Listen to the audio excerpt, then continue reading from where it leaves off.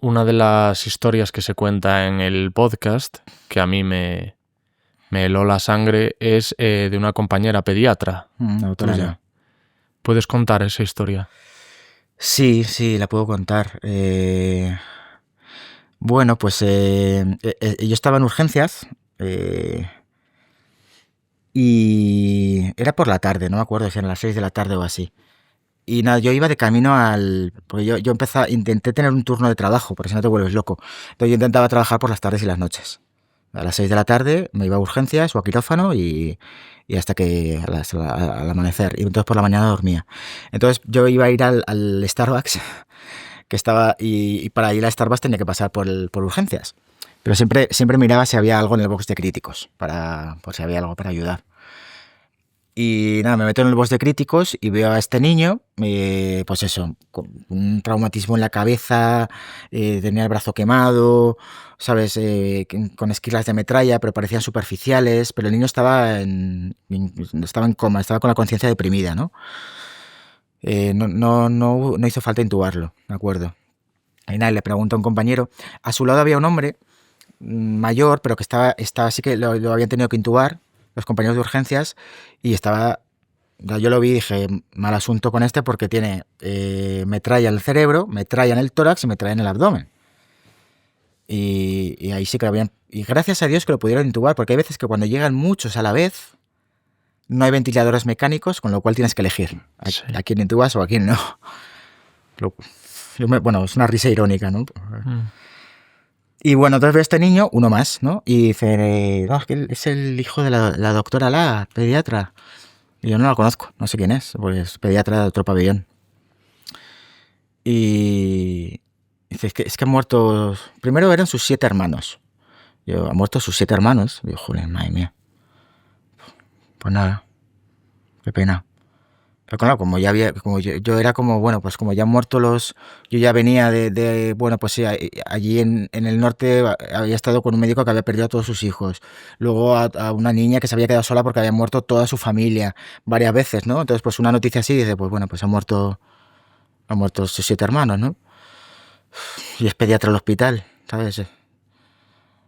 Y yo, pues nada, es una mano ahí, está todo bien, ¿necesitas ayuda? No, pues me voy a tomar un café y me voy para quirófano. Y luego vuelvo y dice, no, que no han sido 7, son 9, han muerto sus 9, solo queda este niño de 11 años que se llama Adam. Y yo ahí digo, y la doctora, dice, no, la doctora que está en el hospital se ha enterado. Y bueno, escamas de dragón. Me fui a quirófano a seguir trabajando. Se lo llevaron al pabellón de Médicos Sin Fronteras, que es el pabellón de quemados y de reconstructiva. Le dije al Almudena, no sé, pues ¿sabes? Te cuento la historia. Y yo, ¿y el papá? ¿Este quién es? El papá. Y pues mira, acaba de llegar un niño que han muerto sus 9 hermanos, y pequeños y mayores, y es tal, y es el hijo de la doctora Ala. Y le mandé la nota a Almudena, le hice una foto. Oye, aparte de lo de la Almudena, hacía fotos por lo del el asunto forense. Y bueno, pues con mis escamas de dragón me fui a trabajar. Y al día siguiente sí que me fui a verle al pabellón de quemados, a Adam. Que sí que estaba mejor, estaba estaba más despierto.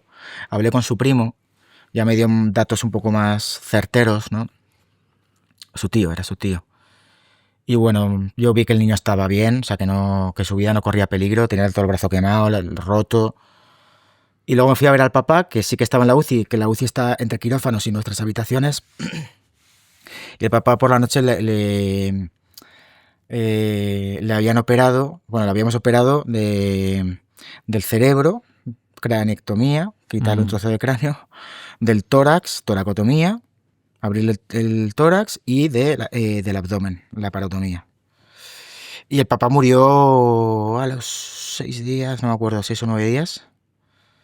Y lo que se cuenta en el podcast, ¿no? Que a los 3 días del evento vino la doctora La porque nosotros, claro, en nuestro alojamiento que estaba pegado a la UCI teníamos un saloncito. Entonces ella vino a estar con los médicos extranjeros y estuvo ahí 1 hora con nosotros. toda cubierta de luto. Nunca he estado al lado de una persona, nunca he percibido tanta tristeza y tanta dignidad al a la mismo vez. tiempo, sí. Un cuerpo pequeño, frágil, solo se le veían los ojos, todo luto. Durante una hora escuchando las palabras que decían los médicos extranjeros en árabe, porque los médicos eran árabes y extranjeros. Y yo ahí yo no me quería acercar porque era como una presencia. Yo digo, no, o sea, no puedo acercarme a esta mujer. Pero bueno, al final me acerqué y le dije, doctora Alá, yo estuve con su hijo el otro día, con Adam. Y yo, nada. Y ella me dijo, me miró fijamente y me dijo, muchas gracias. Muchas gracias.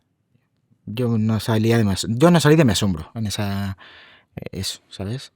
Es decir, como una persona que acaba de perder a 9 de sus hijos de la forma más abyecta, porque además Israel bombardeó una vez y luego volvió a bombardear el mismo edificio, ¿vale? No voy a hablar de la mutilación y lo difícil que fue identificar a los niños, porque estaban todos carbonizados.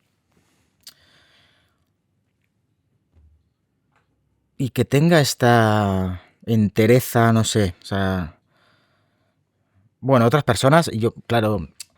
yo he perdido la cuenta de los hombres que he visto llorar en el suelo cuando los niños estaban muertos, estaban recién muertos, mutilados, y los padres llegaban al box de críticos o estaban en el suelo muertos, porque había muchos. Ver a papás hombres llorar, pero llorar del suelo, o sea, contraídos de dolor, ¿sabes? Alaridos de dolor de mujeres, de hombres, en estado catatónico, que estados catatónicos así, una cosa. Y se fue, bueno, pues son diferentes formas de reaccionar. La doctora Alá, pues reaccionó de esta manera, o sea, no le hace ni mejor ni peor haber reaccionado, pero no sé, el dolor que yo vi, o sea, así como otros expresaban su dolor, no sé, no puedo comparar dolores, es el mismo dolor. Pierdas uno, no lo sé, o pierdas 10, yo no tengo hijos, no lo sé.